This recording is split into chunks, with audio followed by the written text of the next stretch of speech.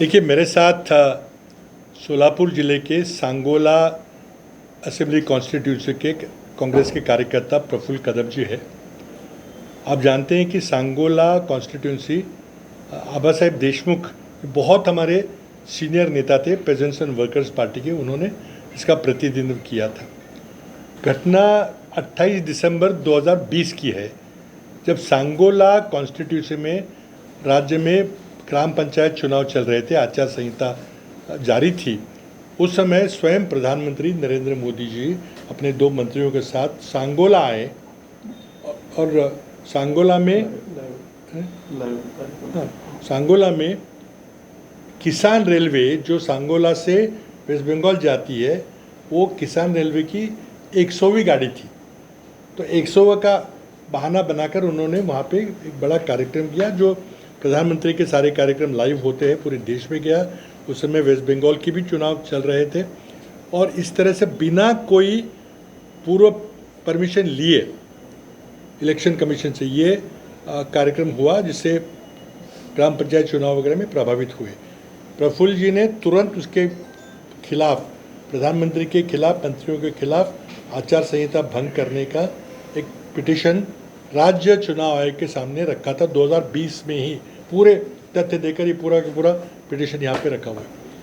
लेकिन अब राज्य चुनाव आयोग की प्रतिक्रिया आप समझ सकते क्या होगी। इन्होंने जब निजी बातचीत की तो कहने लगे भाई हम कैसे कर सकते हैं, क्या कर सकते हैं। लेकिन आपको कानूनी ये व्यवस्था है और कानून का भंग हुआ, तो आपको ये कहना है कि कानून का भंग किया गया है कि नहीं, आचार संहिता का भंग किया गया है कि नहीं, वो उन्होंने किया नहीं। अभी हाल ही में कुछ दिन पहले इन्होंने पिटीशन का जवाब दिया है, खारिज कर दिया और गलती मान ली है, और उसके चलते रेलवे को उन्होंने नोटिस दिया है कि भाई आगे से मत करो वगैरह, लेकिन और किसी व्यक्ति के बारे में कुछ भी नहीं कहा।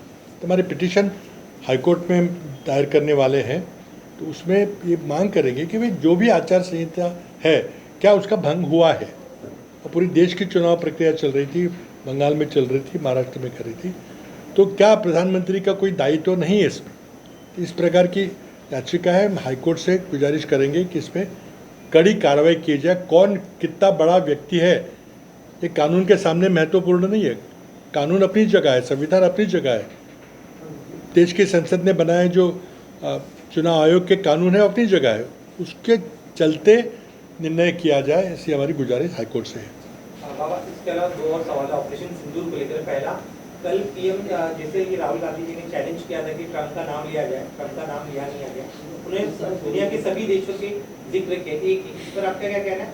दूसरा, प्रणजी शिंदे ने जो तमाशा शब्द का इस्तेमाल किया था, उसको लेकर उन्होंने आरोप लगाया कि सीनियर नेताओं के कहने पर प्रणजी ने ये शब्द का प्रयोग किया। इस पर क्या? पहले का मैं जवाब देने की कोशिश करता हूँ, और भी लोग बैठे हैं। देखिए, आज हम नहीं बात करने वाले थे क्योंकि अभी बातचीत चल रही है, अभी बहुत कुछ होने वाला है। लेकिन आपने पूछा है, आज हम आए क्योंकि आवश्यकता आना। देखिए, सबसे पहले राहुल जी ने बहुत ही प्रभावी तरीके से संसद में अपनी बात कही है, कांग्रेस पार्टी की और विपक्ष की ओर से कही है। 2-3 बुनियादी सवाल पूछे हैं। जो सबसे अहम सवाल है कि शिमला एग्रीमेंट में जब हमने तय किया था कि हम कोई बाय पार्टी, कोई 2 पक्षीय, हम कोई मीडिएशन नहीं स्वीकार करेंगे, क्या भारत सरकार ने शिमला एग्रीमेंट को खारिज कर दिया है? दूसरा इसमें से सवाल ये उठता है कि ट्रंप 29 बार कह चुके, कल 20-30वीं बार कहा है कि मैंने युद्ध रुकवाया है। अब आप कह रहे हैं कि किसी नेता ने कुछ बात नहीं कही। आप, राहुल गांधी क्या मांग कर रहे हैं कि आप कहिए कि ट्रंप साहब अच्छे शब्दों में, नम्रतापूर्ण शब्दों में कहिए कि ट्रंप साहब आपकी कुछ गलती हुई, आपका कोई लेना देना नहीं था, आपके शायद अधिकारियों ने गलत बताया है। या फिर राहुल गांधी ने जो डायरेक्ट सवाल पूछा है कि why don't you call him a lawyer, झूठ बोल रहा है आदमी करके क्यों नहीं आप सीधा बोलते, कि नाम लेने से वो कतरा रहे। पूरी देश की जनता देख रही है। एक अमेरिकी राष्ट्रपति 30 बार कह रहा है कि मैंने लड़ाई रुकवाई, और आप उसका नाम लेने से कतरा रहे हो। देखिए, बहुत बातें हुई, बहुत कुछ कहने लायक है। क्या आपने चीन का जिक्र किया कभी? मैं एक और इसके चलते दूसरा मुद्दा यहाँ पे इसके साथ लेना चाहूँगा कि कल राजनाथ सिंह जी ने एक बहुत बड़ी बात की है।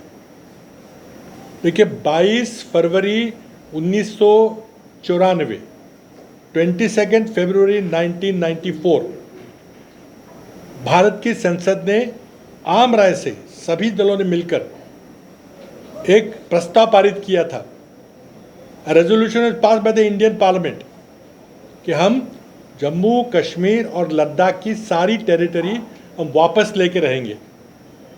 सब ने कहा था।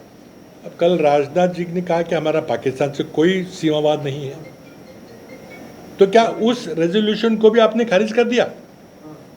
और उसमें उन्होंने लद्दाख का भी नाम लिया था। लद्दाख का वाद किसके साथ है? चीन के साथ है।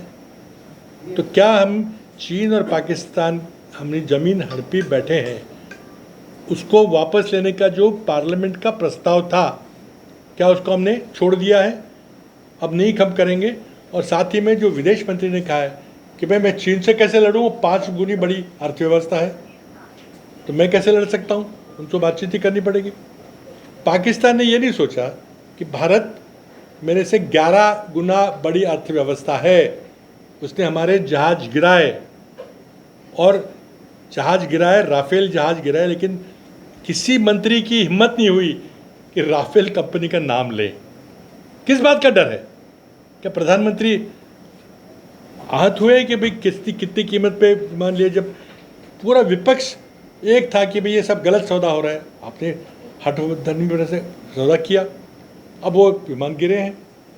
पहले एयर मार्शल भारती ने कहा कि भाई लड़ाई में तो नुकसान होता है, फिर उसके बाद CDS अनिल चौहान जी ने कहा कि हमारे विमान गिरे, लेकिन 6 नहीं गिरे, कम गिरे हैं, हमारी गलती हुई, हम सुधार लिया हमने।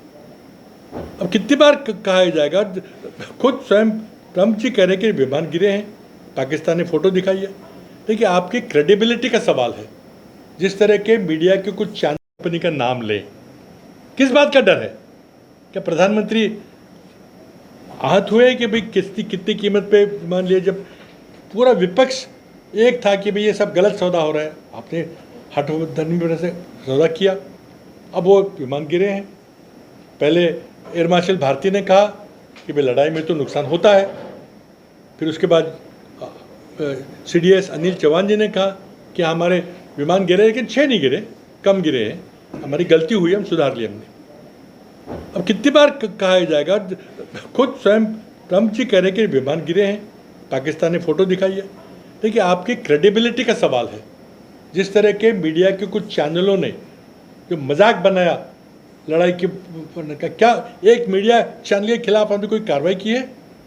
क्या उनको फाइनेंशियल जुर्माना लगाया, उनके एक महीने के लिए चैनल बंद किए? पूरी दुनिया हंस रही है हमारे पे। तो मेरे 2-3 बुनियादी सवाल सरकार से है कि आपने राजनाथ सिंह जी के वक्तव्य से आपने 1994 का पार्लियामेंट का यूनानिमस रेजोल्यूशन खारिज कर दिया है। आपने बायपार्टीजन ट्रम्प साहब की मदद से जो सीज फायर करा उससे शिमला एग्रीमेंट ख़त्म किया है। ये बहुत ही बुनियादी बड़ी बातें हैं, इस पर चर्चा होनी चाहिए, लेकिन प्रधानमंत्री कतरा रहे हैं। इसलिए मैंने बहुत सारे सवाल इसमें, लेकिन इसके और बड़ी इस पर बात करनी पड़ेगी।